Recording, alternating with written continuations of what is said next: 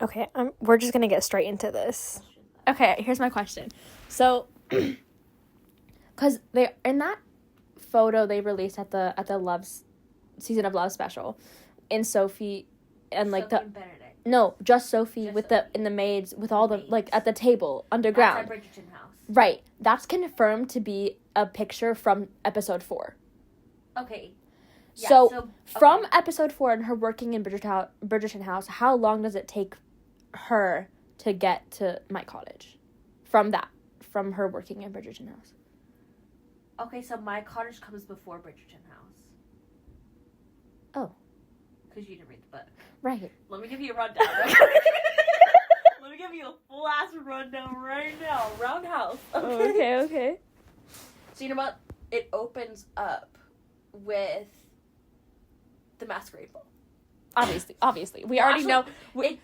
It doesn't really. Well, the season. I know, like based on like the book. Season, Obviously, the book doesn't open up. The TV show is already confirmed. Episode 1 is like the Masquerade Ball. So like we're getting thrown into it. Masquerade Ball is probably be towards the end of that episode, or a major point from the middle to the end of the episode. The introduction is gonna be everybody getting Lady ready. Penwood, Araminta, Rosamund, Posey, and the backstory of them, of their lineage of Sophie. Yeah, it's not gonna say she's a bastard child. It's not gonna say she's a bastard child, but the implementations will be. I'm assuming Julie Andrews is probably going to do some, like, voiceover reactions. Or, I'm wondering, is she still confirmed to be in the show? Because Penn has revealed herself, so she's not Lady Whistledown anymore. Yeah, but I'm pretty sure that she was confirmed. Okay. I could be totally wrong, but I'm pretty I'd hate to, like, have... I love Julie Andrews, stop. I'd hate to not have her do the voiceover for the Society Papers, because I know... It's so much better. Because at the top, at the top of the Society Papers, it still says Lady Whistledown Society Papers, but then it's marked off by Penelope. Bridgerton. So I wonder, she probably will still do it. Yeah. We're just... Ooh, okay, anyway, continue. But in there, like, not, like, okay, in the book, it's written as a third-person perspective, so the characters don't talk about it, but you, the reader, knows, like, who knows of what. Who knows of what business. Who knows who the bastard child is, and that would be the maids, and... That's the tea. The maids they're clocking of the prior Earl... Of Penwood, and obviously his wife died. Well, actually, no, his wife didn't die. Unimportant. It's fine. Unimportant. He had a relationship with someone not of rank. Unimportant. Bastard child. That's why AKA he never, Sophie. That's why he never said, "Oh, I claim thee," because he was married. No, he wasn't married, but it's just scandalous. Yeah, exactly. So he never confirmed her as an actual legitimate child. Got it. I feel like a lot of Sophie's problems would have been solved if he had just said, "Yeah, that's my bit. That's my child." But the Earl loved Sophie, actually. And then he died, and then Araminta's the stepmom, right? Yeah, it's Cinderella. Ugh. Araminta, Rosamund, and Posey. Cinderella. However, Posey's the sweetest, most caring. Baby angel face. Don't touch.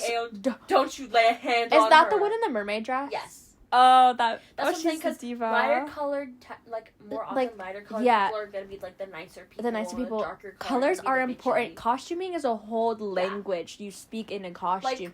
A message that a costume tells a viewer is so important. Yeah, but so important. Also, the fact that Lady Whistledown wrote about Posey Lee's mermaid costume, being like, "Oh, this author is intrigued to see how her outfit turns out." Right,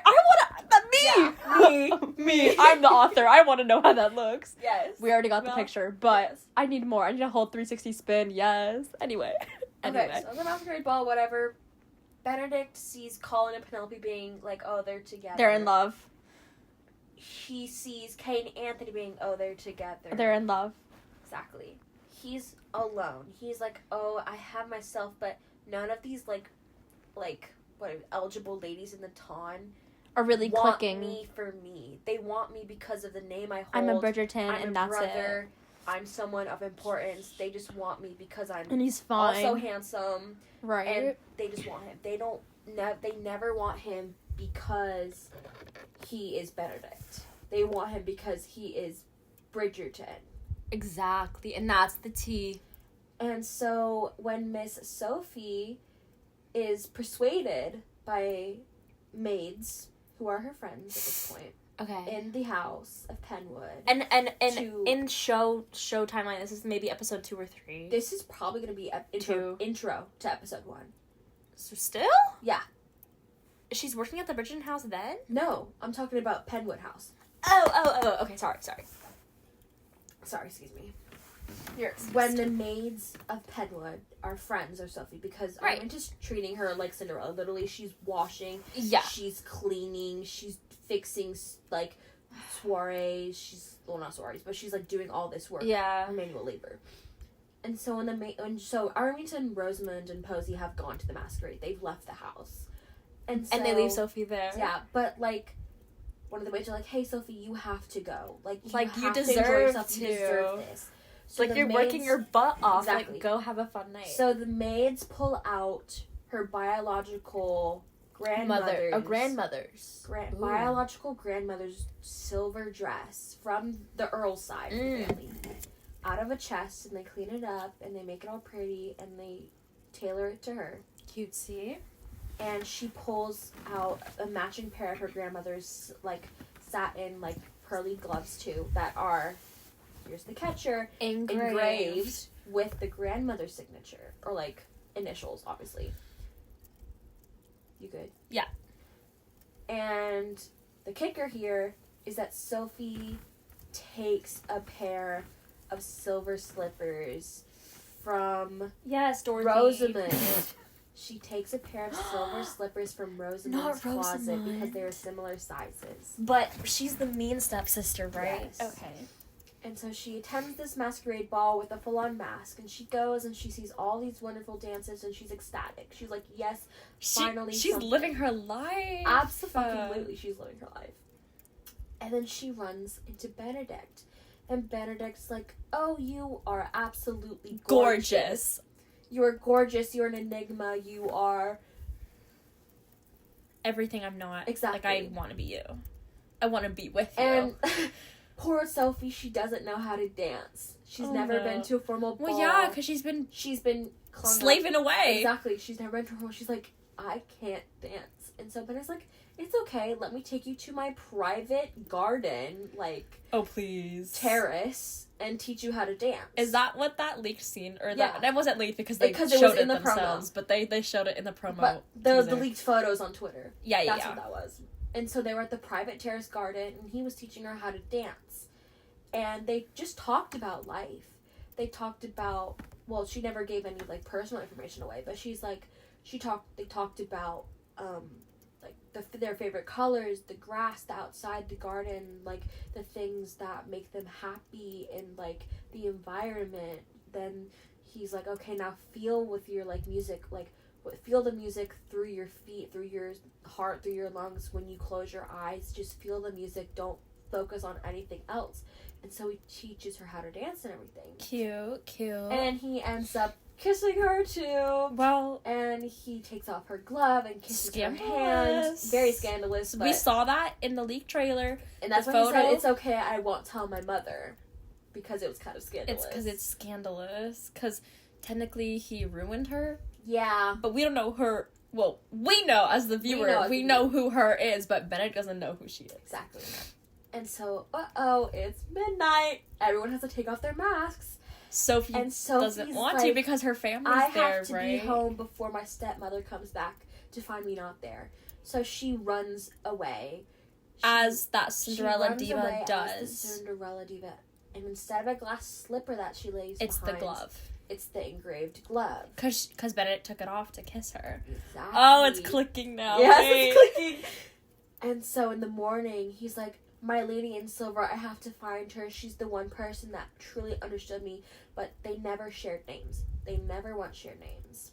Except Sophie knows that it's Benedict because he took off his mask before she left. She ran away. So she knows it's Benedict, but Benedict doesn't know that it's her. Which is it catches on in a second. I'm about to explain it again. But she runs home, she undresses and everything, and she puts the stuff back. But the slippers. So Rosamund can see that slippers are dirty because she was running in the grass in the garden, and they're not pearly white and anything, and they're kind of a little, like, they're not scuffed, but they're kind of, you know what I'm saying? Messed up a little Exactly. bit. And so she's like, what happened here? The only other person who's around the same shoe size is Sophie and everything, and they squabble, and then Arminta comes up and kicks her out.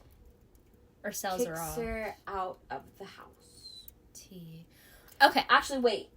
Does she? I actually don't think she kicks her out of the house. Sophie runs away in the middle of the night, actually. Oh, instead of kicks her out. But the kicker here is the late Earl gave a dowry on Sophie. On Sophie's. Because he loved her. Exactly. Sophie, I think, had a 20,000 pound dowry.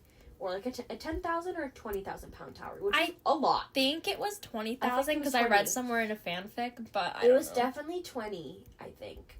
And that's why Arminta wanted to keep Sophie around for her dowry. Yeah. Because Arminta wanted access to the money. Ooh, that dirty bitch. Yeah. Anyway, we have that intro. So you think that's all gonna happen in episode 1? Absolutely. Okay. And then it's gonna run away. But I'm gonna come back to your question. Okay. Your question for the time skip, right? So and you're confused because you thought Bridgerton House came before My Cottage. It's the opposite. My Cottage comes before, and then it's the Bridgerton House. So there's a time skip between the Masquerade and My Cottage. It's a 2-year time jump. And in this time, Benedict is still musing after the Lady in Silver. He's still like, oh, I must find her. He's a little delusional. But we live for that. Well, we live for... An artist has to be. Exactly. He's like my muse. We live for that, though. My one, like, Can we turn on the fan? I'm a bit cold. Yeah, go for it. I'm, like, shivering. Sorry. It's okay. But in this time, while Benedict's, like, complaining about not having his Lady in Silver, Sophie has, at this point, run away. Right, completely. She goes to find maid work, because that's the only thing she knows how to do. Maid work at other people's houses or estates. And so she's, like, going around a few, like, estates or, like, town and inns and everything. And so she finally ends up at this one estate with these very nice people, lovely couple own this. But their son is mischievous. Oh, is this that one scene where she almost gets raped or something? Yes. I remember you talking about it. Yeah. And so his parents are away traveling. Wait, is this during? Is this before the time skip? This is like at the end of the time skip. Okay. So it's been 2 years. So and this is the end. Okay, so 2 years. Pause. Pause on the whole summary of Benedict's book, because I don't want it to be completely spoiled for me. Obviously, I can read the book between the time now and the season gets. But it's this season is definitely going to release this year. I would think it's maybe November. A fall release. No, not late November. Fall. September. Late fall. Senior year. It's senior year, definitely. Oh my god, we'll be in our senior year of high school when this releases. It's probably gonna be like either winter break or something. And then they'll release part 2 over the new year. Because it's the 2/3 of the way of the season. It's already filmed and starting to be edited. They're gonna release it. I don't know. Okay, anyway, pause. I told you to pause this timeline. Okay. Because, we know that Masquerade happens in episode 1. And we know that she's working in Bridgerton House episode 4. Yeah. We know that from John Cheska, that marriage has been about a year from the end of season 3 to the start of season 4 when the Masquerade happens.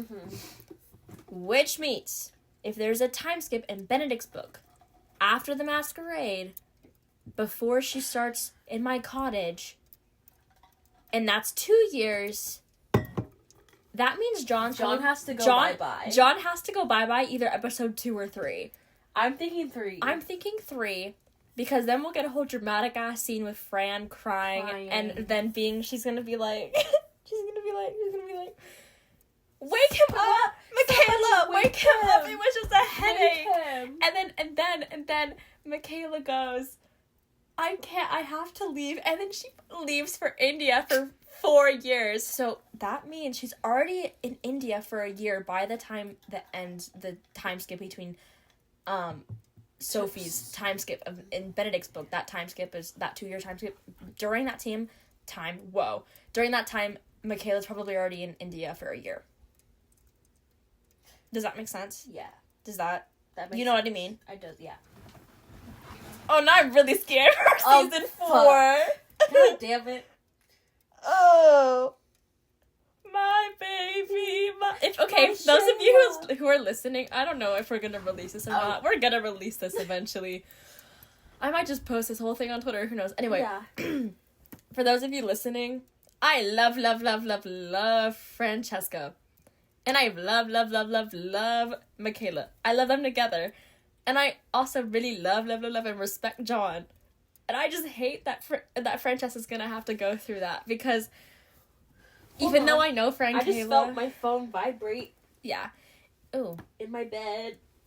But I don't have it in possession. Even though I know Francesca is endgame, I got it. we all love John Cheska. And I just hate It was Carol. What did Carol say? I don't know. Is it an A date or a B date tomorrow? Tell her I don't know. But prepare to cry anyway. I think it's AP Lang. I think it is as well. I don't know. Because we ended the day with, I think it's late. Anyway. Okay, carry on, sorry. Anyway. I just don't want to see Francesca suffer, but I know her story is obviously her main book. Her book, there's no main book. Her book, one of the major plot lines is that grief. Grief. Oh. Oh. Oh. The concept. No. Well, in order to have grief, somebody has to die. So obviously, her book is just a lot of grief-filled trauma. So, I hate to have to witness Hannah Dodd's beautiful face card, baby face, baby girl. What did she say? Said, really, I'm gonna crash out. just be prepared to cry either way. But sorry. Lindsay. Just, okay, sorry. Anyway, so I just don't want to, like, obviously it needs to happen for her storyline to progress, but obviously there's gonna be a lot of sadness between now or next season and her season as well, because her and Fran, we're talking about, I mean her as in Fran, her and Eloisa's season are literally taking place at the same time. So, yeah, because in the books, they don't, because I haven't read Eloise's book, right? Oh, but sweetie. I mean, obviously it's a joy. I can answer anything about Eloise. Right. You'd say her name, right. I will give you the whole spiel. Right, okay. So, obviously, I haven't read Eloise's book, but I read Francesca's book, and it doesn't mention much about Eloise. I know she's obviously in there for a few chapters, and then mentioned at the end, because they get married literally within 3 days. Within 3 days of each other. They're so, like... They're so... What's the word? Irish twins? Yeah. They're so Irish twins. Yeah. But in Eloise's book, does it ever mention Francesca, like, I don't know, progressing in her story from her book at all? Well... Or does it just, like, mention, her husband's died, or, now she's married, or what? The thing is that in Eloise's book, it's Eloise and Philip's perspective, and Eloise ran away to Philip's estate. Right. And Philip was there with the twins. Right. And so there's no outside communication. It's like the housemates, Oliver and Amanda, Philip, Eloise, and Miles Carter, who is their, like, butler. They're Footman John, basically. So there's, like, no outer world communication. So there's no other character perspectives or, like, stories that much. Eloise she never told anyone that she was going away, right? She just left after So it's ball. mainly from Eloise's perspective. Okay. So there's not really mentions of family until their marriage night, when the family comes and when all the brothers come to Romney Hall to, like, punch Philip and everything. Right. And, like, her mother and Eloise have a conversation, but it's about a different topic and not about, like, other family members. Like, that's how, like, minimal it is. Okay. So I don't really think it mentions really any other sibling. That's not true. Because I know, obviously, girl, I love how you're talking over me. Sorry, but obviously, Benofi, they have that... Benofi? I say Benefi. Benefi, whatever. I don't know. They have that whole scene because they live close to each other. So obviously they interact, but, like, it's not from Benedict's perspective or Sophie's perspective, you know what I mean? Yeah, it's from Eloise's perspective, but... It's from Eloise's. But she interacts with Benedict, so... And, yeah, she interacts with Benedict and Sophie. Yeah. In her book. Yeah. So, I know in Francesca's book, there was this scene, I don't remember which chapter, but it was earlier, maybe chapter 5, when she was in London back to a few weeks early to come back onto the marriage mart and see what was there to offer. Yeah, and then it was a few chapters after that where Fran was, like, having tea with Hyacinth and her mom, and maybe Eloise was there. I think she was. I know Eloise was there at the ball that they attended. Yeah, so probably Eloise. And so I know they had that interaction. Oh yeah, because it was Violet's birthday ball. Uh-huh. In Francesca's book that the whole family had to be there for, so that's why Eloise would be there, because it's the whole family. It's a family affair. It's Violet's birthday ball. You can't miss it. Because that would be rude, right? So, but basically their stories are continuing at the same time. Now, obviously, Eloise goes more in depth after their marriage, while Francesca, and in the book it's Michael, but I will say Michaela because that's canon to the show. That her and Michaela, like, it ends in Francesca's book. It ends, yeah. When they elope. Before the epilogue, it ends as with them eloping. And the epilogue is, like, so... them introducing their child to the Bridgerton house. And, yeah, so we didn't get a mention of Eloise's, like, wedding until, like, the last chapter. But I know in Eloise's book that her story still continues after her marriage. Yeah. So that happens, that means they're placing Francesca's story to be, timeline-wise at least, to be just about over, or at least in the story of how Michaela and Francesca get together, at least over before Eloise's story is technically quote unquote over via book. So literally it would make sense if they shared a season. I mean, they share a birthday. I hate that idea because I love the single season, like, two male and female leads. Obviously it's gonna be female and female because Francesca's gay. But I don't know, I just kind of, like, hate having that, like, they're the focus of the season, right? But then I guess I also wouldn't mind them sharing because more content, but it makes so much sense because they are parallel. Like, well, they are two sides of the same coin. They're not 100% parallel because Francesca's started before Eloise's. Yeah, and Eloise's finishes after Francesca's. But parallel as in to each other. Timelines still meet up. Like, almost in tune. Like, basically. An inch off. And in the epilogue, the whole family is, like, at Aubrey Hall. Yeah. Supposedly. Yeah, because Kate is there and Violet's there. Because it's Kate and Violet who see the carriage with Fran and cough, Michael. But now, obviously, it's going to be Michaela now, but if they do film the epilogue scene in the show.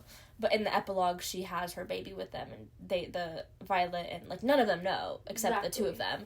And so Violet and Kate see the carriage rolling up to Aubrey Hall. And Kate's like, you should go say hi, like, da-da-da. And so obviously Kate and Violet are the people out there, but I know there was the second epilogue that mentioned, like, everybody was there. Yeah. For, like, some family's time or something, because I remember it was, like, a scene where everybody was, like, coming in from the backyard or the garden or whatever, or they were playing in the garden, and then it was a smut scene anyway on a coat. But That's besides the point. But yeah, because so in Eloise's book, when Philip and Eloise do marry, that's also like a pivotal point in her plot, at least, because is that towards the end of her book? That's like a third of the way in. They're still, like I said, like you said, because they get married fast. It's like 3 days. They court for 2 days and they kind of get married. I mean, basically, they meet. It's definitely okay. So Eloise runs away. Like the entire book is she's there for like 3 days. Then her brothers come on the 4th day and pound out Philip because they're unchaperoned. First of all, yes, they're unchaperoned. Second of all, Eloise had a black eye from the children, and they thought he punched her. Oh, well. But he didn't, so they're punching him instead and everything. It's a whole thing. Drama. Exactly. But then Anthony's like, you will marry. And then Eloise is like, no, because I'm not like other girls. I'm not just going to conform to societal expectations and marry. That's stupid. Why would I do that? No. She's defiant, and so... Shut up. And so Anthony's like, okay, fine. I will give you a week, and if you don't marry by then... You don't have to marry. No. Force you. Okay, Anthony. I guess you're qualified to do this because you proposed. Well, because technically she was... Well, yes, they kissed before they were there. She was ruined. Oh, boo-hoo, she was ruined. Listen. But, and then it's like, between that, they go to Benedict and Sophie's because Anthony's like, you can't stay here unchaperoned, so we'll go to Benedict and Sophie's house because it's literally only like a quarter mile away Which from is Romney not, Hall. For those of you listening, quarter mile is not long. I go on walks every so often to and from a big tree and lake in my neighborhood. There and back, it's a mile. So a quarter of that is me like walking to the dog park, or it's like a quarter of 2 miles or whatever. A quarter of 2 miles, so that's not even a mile. So yeah. But like close, like probably a 30-minute. Yeah. And which is also talking about Benefit again. This is a major plot point for Eloise and Philip as well with Benedict and Sophie. Yeah. Because Philip literally saved their child from death. Yay, Philip. With a tea that he knew because he was #qualified in botanical knowledge enough to make a tea that would cure the fever for him. Tea, clock that. And literally. Second of all, people who haven't read the books don't know that Sophie was Eloise's lady maid. Yeah. So Sophie spoiler alert, maybe. Spoilers.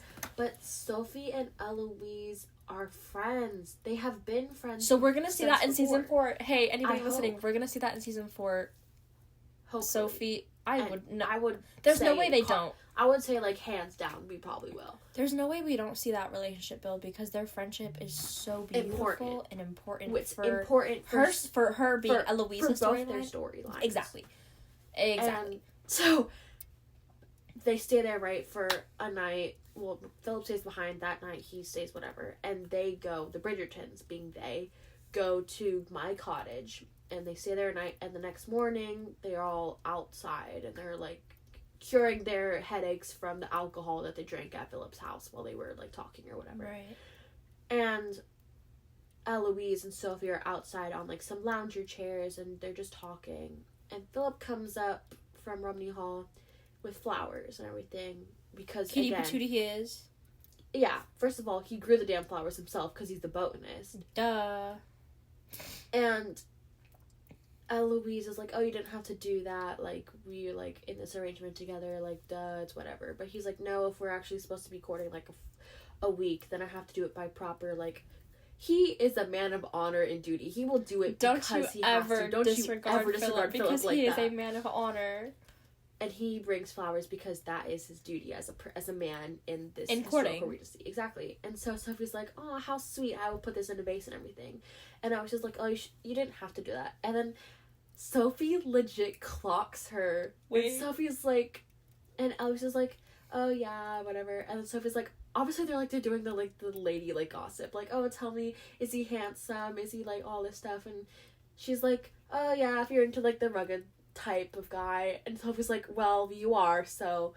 And Eloise is like, girl, she's like kind of like flushed a little bit, and Sophie's like, don't play coy with me, Eloise Bridgerton. I was once your lady's maid. I know more about you than anyone ought to. I know and that's that, a quote from the book. The fact that I memorized that is crazy.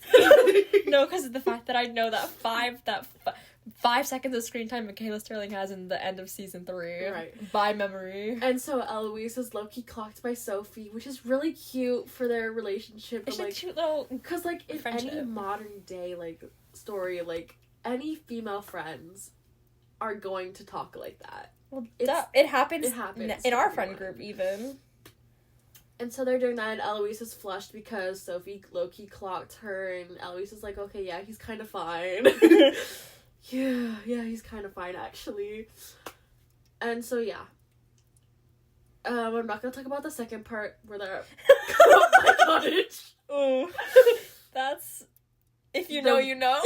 If you know, you know. All I'm gonna say is that they suit well and darn good. Let me tell you that. That's all I'm gonna say on that matter. But... So, yeah. So, in regards to the book timeline in Eloise's book, them getting married is early in the book. Or around the middle. For Francesca or for Eloise and Philip. In Eloise and Philip's book, them getting married is them in getting married early or middle of the book? It's like 3 out of 4 quarters. Because there's Girl, I'm not good at math. Please don't say it in fractions. So here, it's this one. 1, 2, 3, 4. So... earlier on the book, not the very start, not the middle, but between them. No. Later. After the middle, before the end. Correct. Got it. Chat. Because the first, I think it's, oh my gosh, because that book is like 19 chapters, but like with the 2 extra epilogues, it's like 21. I think Francesca's book has 18 or 19 chapters. I think it was 18. That their marriage chapter is like chapter 17. Okay. Or chapter 16. Because there's still a few, like... Because they get... Like, they're there... We're guessing, by the way. And then they get married. Yeah, definitely. Because after My Cottage, it's like a straight... Like, Julia Quinn, the author that she is, she does, like, type of the writing that I sort of do when I'm writing fanfiction, where it's like, oh, I make this, like, story point, and then I'll be like, regarding, like, someone's feelings, and I'll say, like, this did happen. It happened, blah, blah, blah, and, like, kind of, like, impactful, like, start of a chapter. And so, I think the chapter after Will Suit is the chapter they get married. And it's kind of, like, brief. It's, like, a brief description, like, and 2 days later, they did get married, and they did all the stuff. And, like, the ceremony was kind of small. They went to, like, a local church or whatever. Right. They married. It wasn't fancy by any means. He was in formal wear. She was in a dress that was pale blue. Wasn't a wedding dress, because obviously she ran away. She didn't have much things with her. Obviously. So they got married. Untraditional she is. Exactly. Kind of ate for that. So, diva. All in all is to say, here's our takeaway.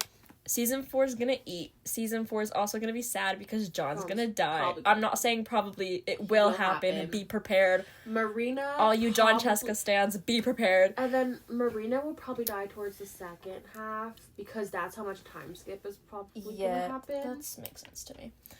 And what that means for our characters, and we're talking about 4 if we include John Cheska, but obviously with John going to die. Don't Love stay you. too late, guys. Well, we're just yapping. I know. Love you, yappers. Okay.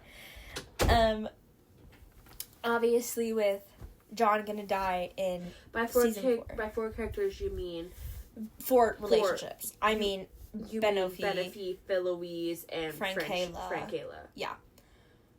That's their 3. stories are basically all kind of intertwined. Absolutely. Which makes It's sense fun. for Benedict and Sophie to be season 4 in the show-wise, because it sets up Francesca and Eloise's story. Because they're the same timeline, basically. Exactly. Because Benedict and Sophie are season 4, it sets up Eloise's season. And because Eloise's season is being set up, it sets up Francesca's season.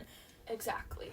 That's just how it works. And basically we're deducing that timeline-wise, it only makes sense for Francesca and Eloise to share a season. Because, and here's even more proof that it could very well happen. But I would say I'm talking. I'm talking. I'm talking. But Let me finish. I'm almost done. The concept. Okay, the concept of Victoria going first. Okay. And more evidence for that making more sense is because Phil Louise's book takes place mainly 2 locations. Romney Hall and My Cottage. And Fran Kayla's season will only take place 2 places. Stirling Castle in Scotland, where we'll just literally, the only 2 people to be in Scotland will literally be Francesca and Michaela. Which means nobody, well, obviously the staff there, but literally those are the main 2 people there. And then the other place that Francesca's season will take place is in Mayfair. And at in Stirling. India. But not for Francesca, but for Michaela. For Michaela, it'll Which be they're India. going to want to share that side, so it's going to be India. A little bit. It'll be, mentioned. Because obviously we don't see Anthony and Kate in India in season 2. No, but it's confirmed that they're going to come back this season. Right. They're probably actually open with that, too. Yeah, probably. At some point in the first half of the season. Anyway, which means Francesca will only be in Scotland and in Mayfair to, get back on the marriage mart, obviously, because John's dead. So the 2 places 2 places she's in Mayfair is Stirling House and Bridgerton House. Those are the only 2 places in the book she's really mentioned to be at, in Mayfair and then in Scotland, in the Scottish household. And which means by the time Eloise is about in Romney Hall, Francesca and Michaela are already in Scotland, just the 2 of them, which is true. Which is true, factual, on the evidence by the book, which only makes sense for them to be 2 different storylines happening at the same time, because you don't need all the actresses and actors to be in the same location if they're in Scotland and in Romney Hall. Unless Shonda does more side plots with I would love to see the Mondricks. I need them to eat up I know the fandom kind of hates on the Mondricks for what? They're so cute. Pookies. Let them live. Let them go from rags to riches. We love that storyline for them. Though please let her get a glow up. I don't know. I don't remember her name. Alice, get a glow up. I love the jewelry. Keep the jewelry, but get some better dresses. Yes. Go see Genevieve, please. Mwah, love her. Anyway, but that's even more evidence that they could share a season, because you could have one storyline being just in Scotland with their story going on, and then you pan the other one, boom, it's in Romney Hall. It just makes sense. Technically, because yes, it is Romney Hall, and then it's My Cottage as well. But you also start out, which is really weird, because the opening to Eloise's book is Daphne and Simon's ball. Right, which means Daphne they're gonna have and Simon are no longer, they're there in there, but actors. I know the actress who plays Daphne is open to coming back. Phoebe. They just never call. They never call her, but for Eloise's season, it makes sense if she gets a call back. I know Regé. Is that how you say his name? Yeah. Regé. I know he's more hesitant to join back. Yeah. Even if we just see Daphne though, in Eloise's season, it makes sense. Because it would literally just be or the opening, because that's when she leaves. Maybe in the middle of the night. Maybe we get one Daphne in season 1 episode or season 5 episode 1, but because it's literally it's Daphne and Simon's ball. She goes, but she's had her mind. She's packed a small chest with a few articles of clothing and whatever, and then she attends the ball. She waits for it to turn to an ungodly hour, and then she loses interest of people at the party, because A, it's a party, and B, there's alcohol, and then she leaves to go in the middle of the night to Romney Hall. So really, it's the ball,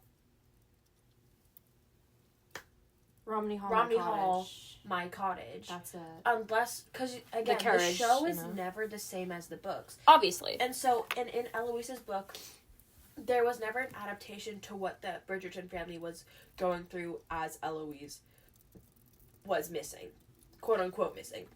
Yeah. Disappeared. And I would really love this, because this would make my heart whole. Shonda decides to go that route, make a scene like that, where they're where is she? Where is she? Is she? Check everything, go through her room, everything. And knowing Penn, yeah, she'd do that. That lady was gonna be I need all the clues, give me the evidence. I know she'd be let's find her. Absolutely. I would love for a scene like that in potential Eloise's season. It's not potential because it obviously is going to happen. It's going to happen. I mean, it hasn't been announced, like, they haven't been renewed, but it's going to happen. But, anyway, like, there's no way Bridgerton's this successful and it's not going to get another season after season 4 drops is crazy. Like, let's be so for real. But yeah, that's what I mean by it's very possible that they can share a season and do it successfully, because the only characters that we really see Francesca interacting with is obviously Michaela/Michael. Eloise is at Violet's birthday ball. Sophie's at Violet's birthday ball, which means Benedict and yeah, because Eloise isn't married by then or hasn't run off by then. Exactly. So Eloise, Sophie's there, which means Benedict's there. Colin actually is a major plot point in Francesca's book because he's the one to tell Michael/Michaela to be like, why don't you just go marry Fran? Her. Like, you, like, just go marry her. Like, what? Like, it's so simple. As if Colin wasn't the oblivious, slow,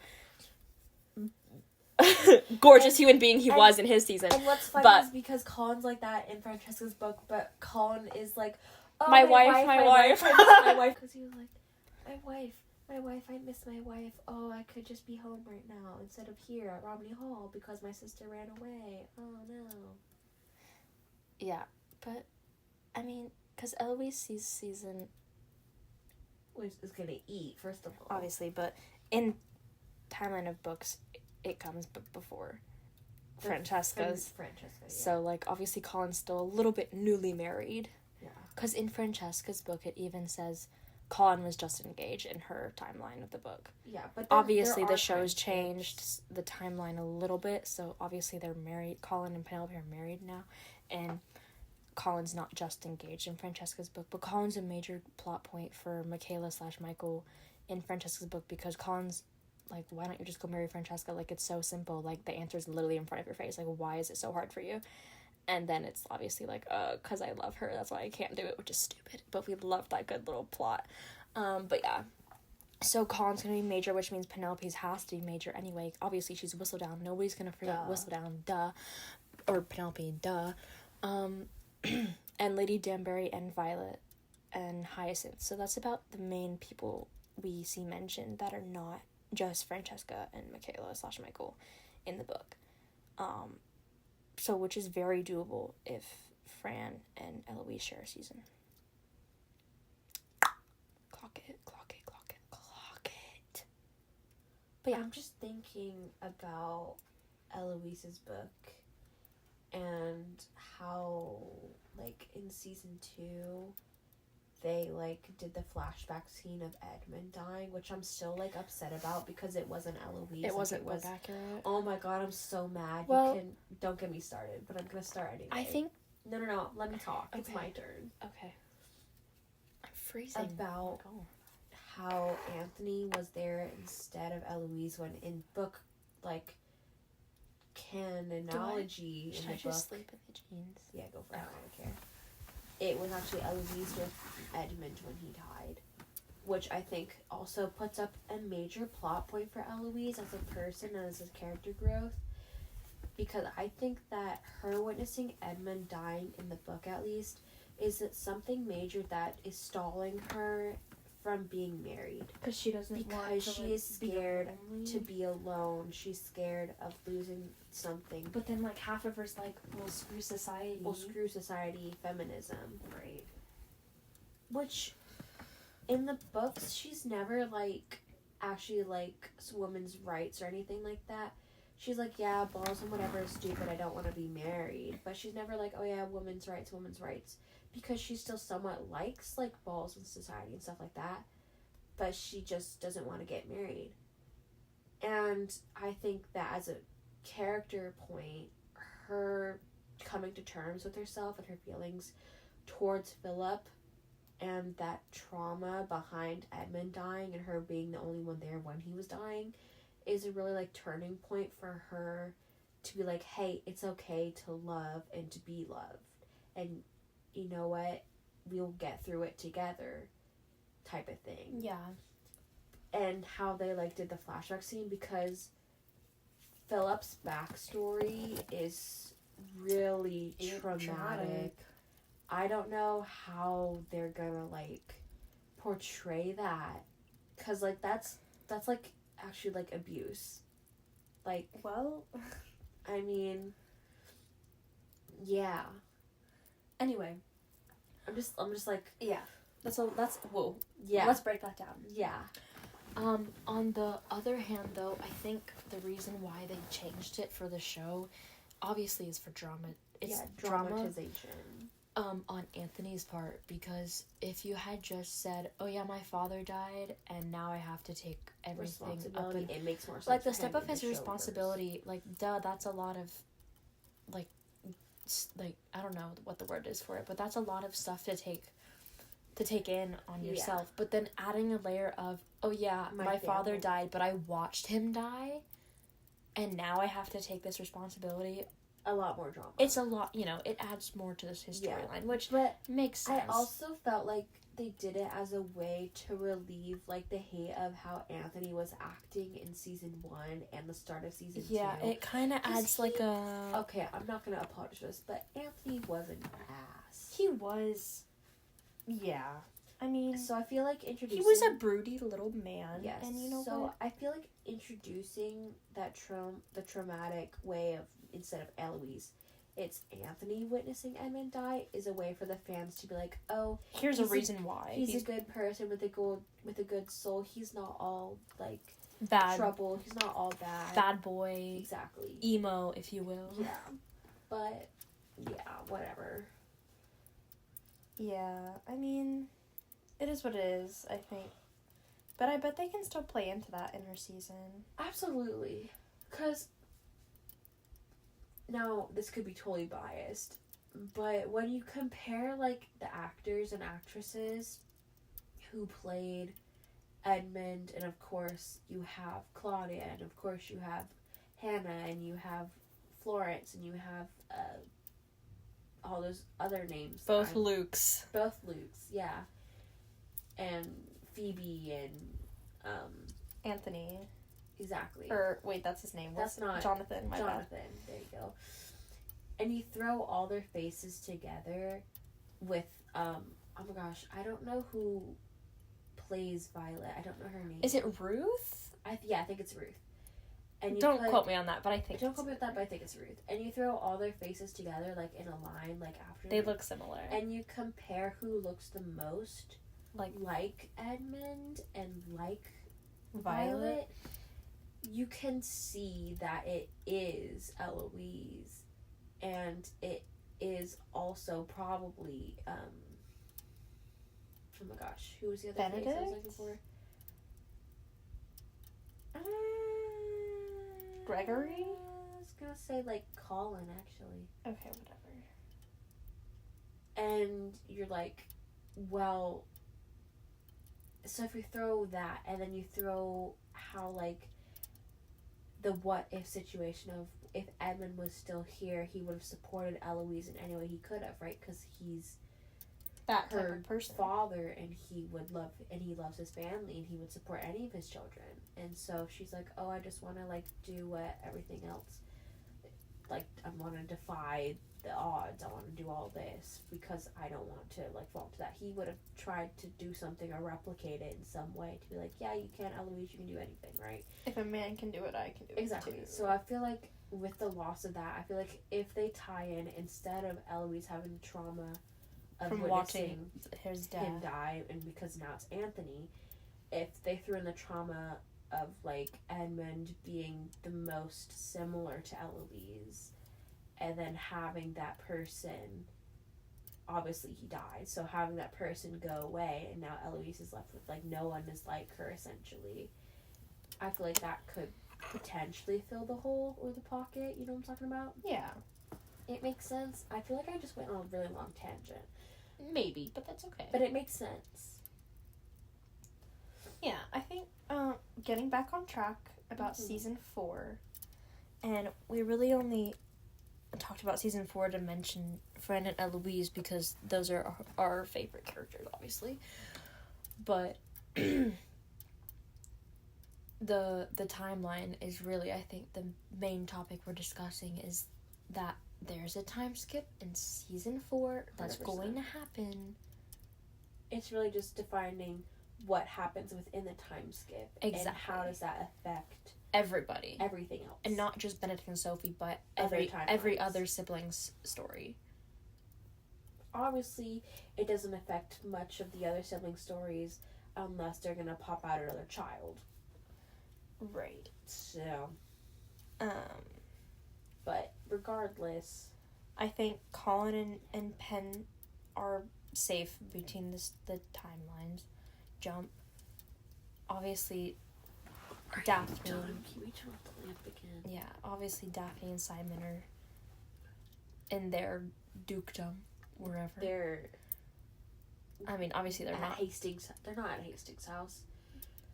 Wherever estate that they're in. Yeah, obviously they're not shown in the show. Haha, that's funny, but yeah.